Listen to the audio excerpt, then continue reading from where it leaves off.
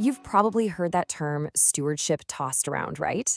But what does it really mean when it comes to the unique gifts God has given each of us?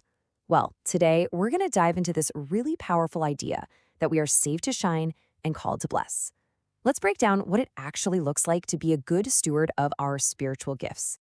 Okay, so when you hear the word stewardship, what's the first thing that pops into your head? For most of us, it's money. Am I right? Tithing, making a budget, being responsible with our cash.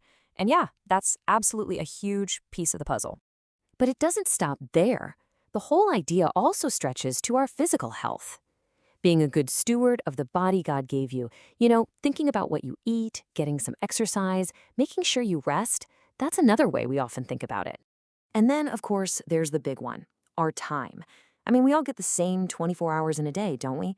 So choosing how to use that time wisely for our jobs, our families, for serving others, that's a massive part of stewardship we hear about all the time.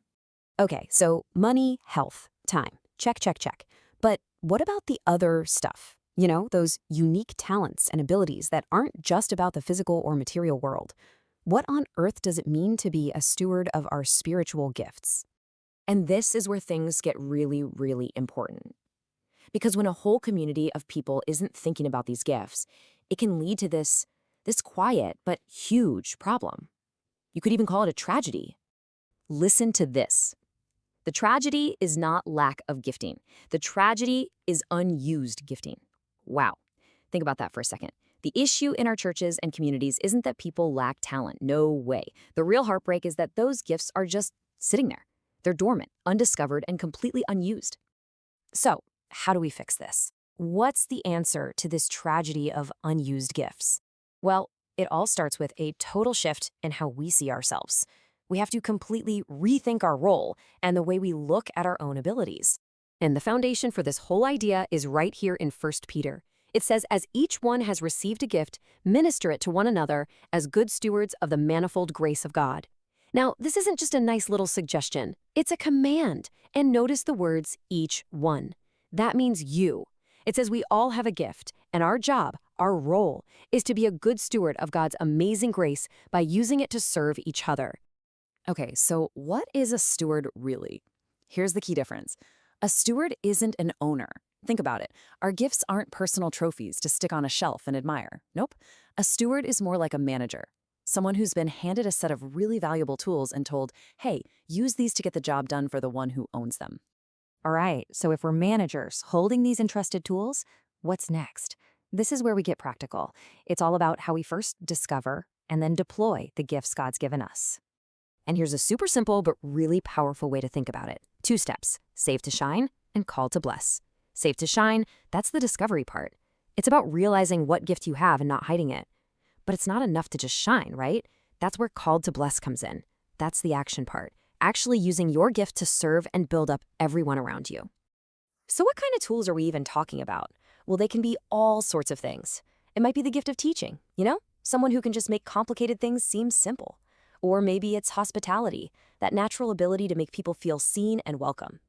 It could be administration, the person who keeps everything organized so things actually happen. Or maybe it's compassion, a talent for music, or that simple, incredible gift of encouraging others when they're down. So yeah, that called to bless part, that's the active part.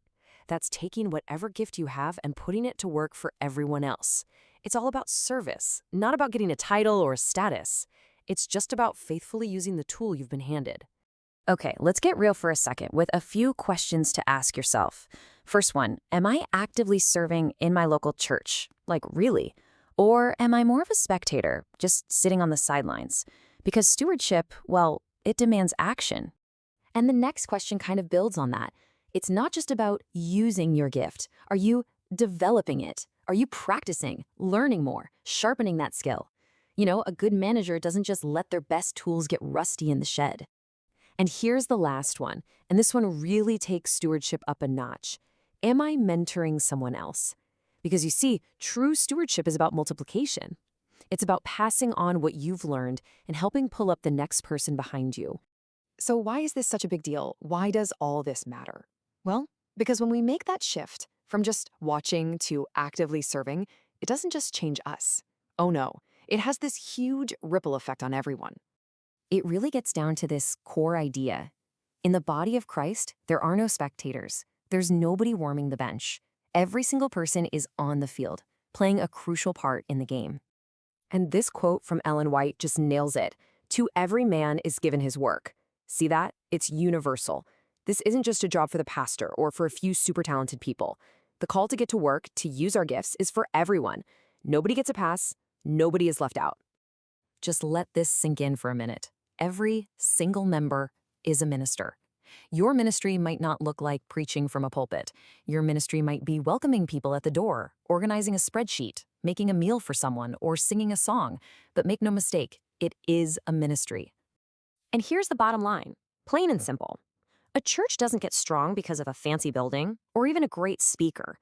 It grows healthy, it grows effective when its members stop just consuming and start contributing, when they actually serve.